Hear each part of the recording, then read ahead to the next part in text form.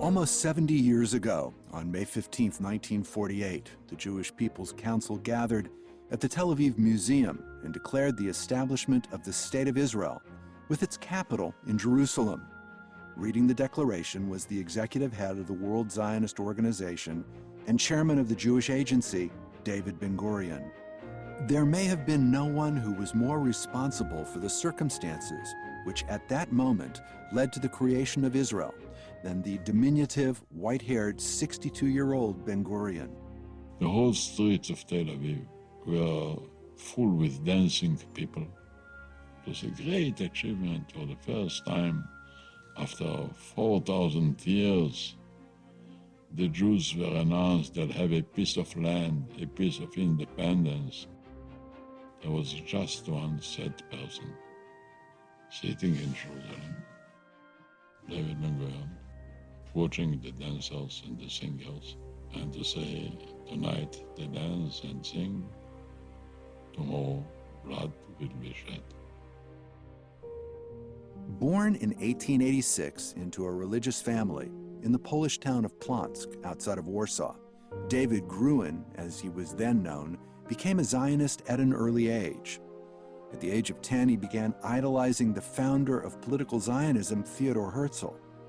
That became his religion, Zionism, coming back to the land of the Jews, to the Holy Land.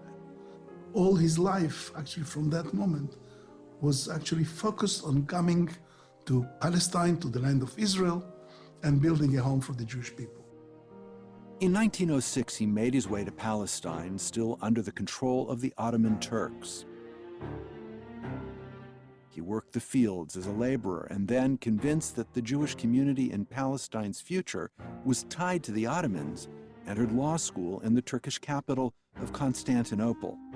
As he saw it, the law would prepare him to become a minister in a future Jewish administration in Palestine under the Turks. It was during this period that he changed his name to Ben Gurion. He traveled to America to help raise funds to create a Jewish pioneer army in Palestine to fight alongside the Turks during World War I. But his views changed after the British issued the Balfour Declaration, calling for the establishment of a Jewish homeland in Palestine. He joined the Jewish Legion of the British Army to fight against the Turks. He also met Paula Munweis, who he married in 1917, and returned to Palestine with her in 1919 with the first of their 3 children. Having defeated the Germans and the Turks during the war, Great Britain was given the mandate to rule Palestine by the League of Nations. He came back to Palestine, and immediately he wanted to go back to his goal, to organize the workers in the land of Israel. So he became the secretary of the Histadrut, of the labor union. And he built a huge, very, very important organization. As he was building the labor union, Ben Gurion was also organizing the most popular labor Zionist political party, Mapai, and the main Jewish self-defense organization, the Haganah. By the mid-1930s, he had also become the chairman of the Jewish Agency, the main umbrella organization supporting the Jewish community in Palestine.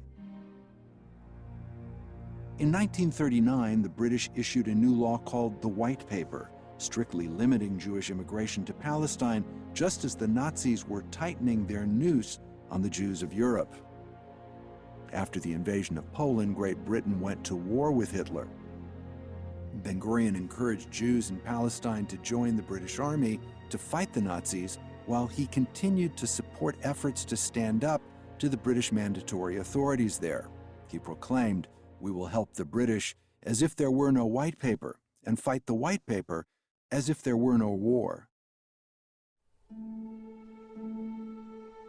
At the war's end, when the world learned about the true horrors of Hitler's death camps, David Ben Gurion was among the first to visit the displaced persons camps in Europe, assuring the survivors of the Holocaust that he would do everything possible to bring them to Eretz Yisrael.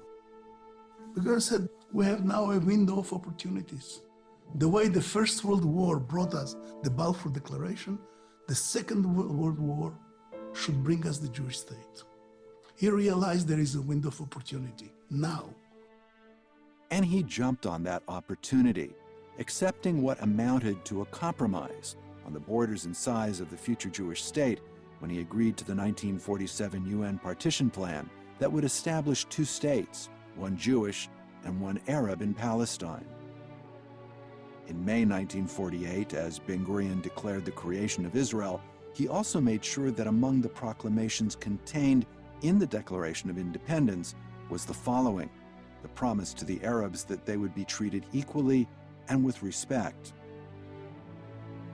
After Israel emerged victorious from the War of Independence in 1949, David Ben-Gurion became Israel's first prime minister, and he set his sights on building a government and developing an economy. He not only kept his promise to bring the survivors of the Holocaust to the old new land, as Herzl once called it, but also hundreds of thousands of Jewish immigrants displaced from the Arab world. In less than a decade, Israel's population doubled. The old man, as he became known, remained politically active well into the 1960s. Sometimes controversial, but revered even by his political rivals, he died in 1973 at the age of 87. And if you speak about his legacy, it was this fixation he had with the idea that the state of Israel must be a light into the nations, that we have to develop and to build this country from the immigrants who come back, which is an unbelievable thing, from all parts of the world, 130 nations. He believed, he hoped, he looked for a future, he looked for a better world. We were 2,000 years in exile. We could exist without a land. We couldn't exist without the spirit. We are tortured, we are exiled, we had the Shoah, but we didn't give up our spirit.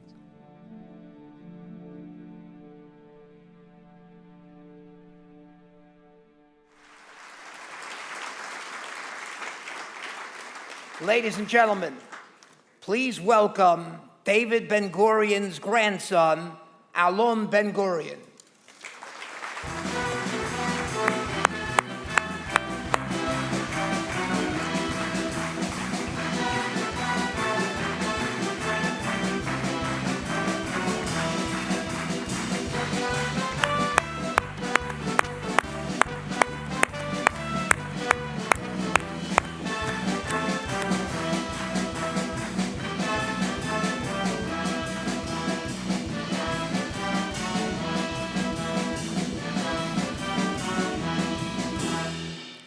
I'm proud, on the 70th anniversary of the creation of the State of Israel, to present posthumously the Medal of Valor to David Ben-Gurion.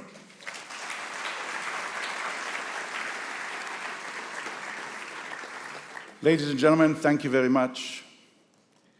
70 years ago, David Ben-Gurion, my grandfather, declared the State of Israel.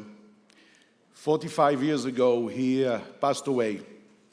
In one of his last public speaking, he spoke about the future of Israel, and he laid down his vision of how he wants to see Israel then and today.